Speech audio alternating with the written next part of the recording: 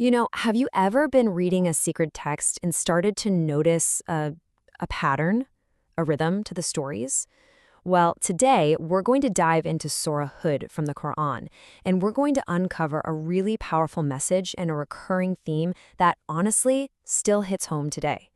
So let's jump right in. All right, so let's begin right where the text itself begins. In the spirit of the source, we'll start as it does, in the name of God, the most gracious, the most merciful. So the surah, it kicks off not with some big, elaborate story, but with a super bold statement about what this book actually is.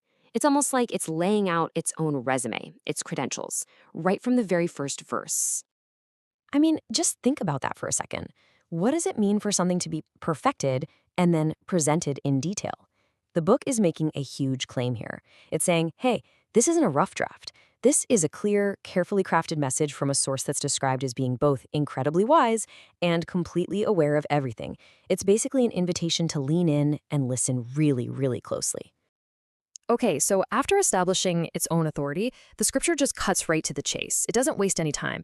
So what is the central message? What's the whole point? The entire core message can really be summed up in one powerful Arabic concept: Tawheed. This is the bedrock. It's the absolute foundation of the entire faith, the belief in and the worship of one God, and only one God. Seriously, everything else we're going to talk about today is built right on top of this one fundamental idea. And the way the messenger's role is presented, it's just so beautifully balanced. On the one hand, he's a nadir, a warner. He's there to lay out the very serious consequences of ignoring the message. But on the other hand, he's also a bashir, a bearer of good news for anyone who embraces it. It's this amazing mix of a firm warning and a gentle, hopeful encouragement that makes it so compelling. And, this isn't just about what happens in the afterlife. The message directly connects our spiritual health to our day-to-day lives. It suggests that by seeking forgiveness, we don't just find spiritual peace, we can also find real, tangible blessings in this world. It's a very holistic way of looking at faith and life. Now, of course, a message this big, this bold, it's definitely going to face some questions, some pushback. And this chapter knows it. It anticipates it and directly takes on the arguments of the skeptics. And this is where things get really interesting. This leads us to a question that feels like it could have been asked yesterday. What happens when just words aren't enough? What do you do when people demand a huge spectacle, a mind-blowing miracle, something so dazzling it just can't be denied? And look at these objections. You can totally imagine people saying this stuff today, right? Why send a regular human? Shouldn't it be an angel or something?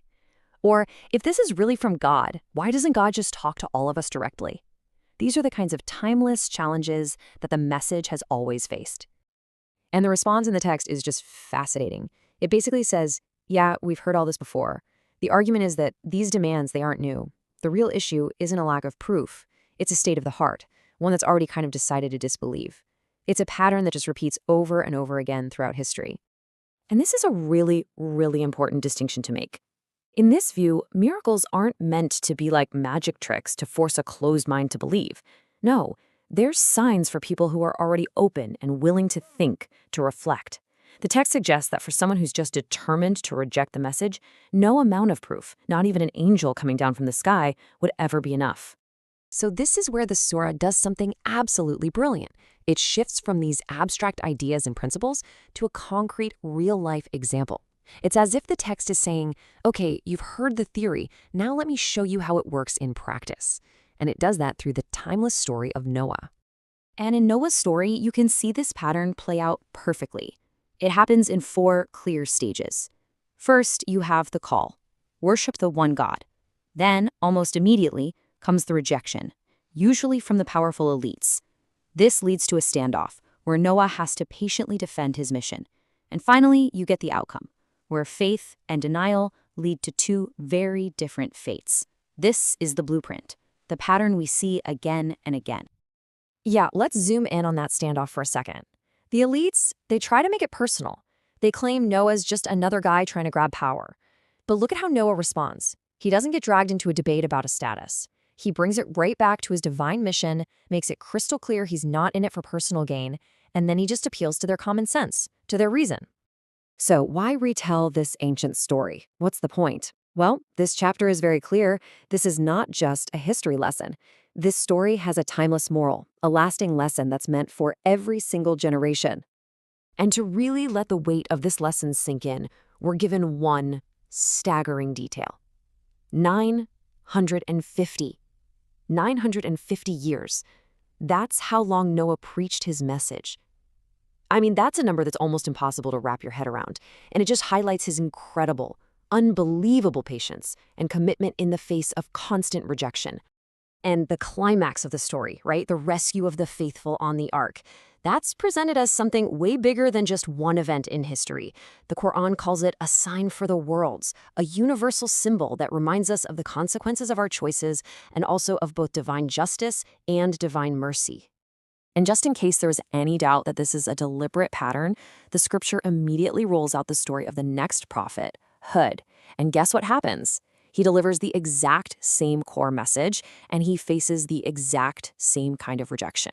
This is no accident. It's a purposeful repetition to show us that this is a fundamental story about the human condition.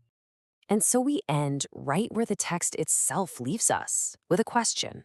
After laying out this incredible story as a sign for all people, for all time, it asks, so are there any who will take heed? It's a question that just kind of hangs there in the air, not just for the people back then, but for all of us, right here, right now. Definitely something to think about. Thanks so much for joining me on this one.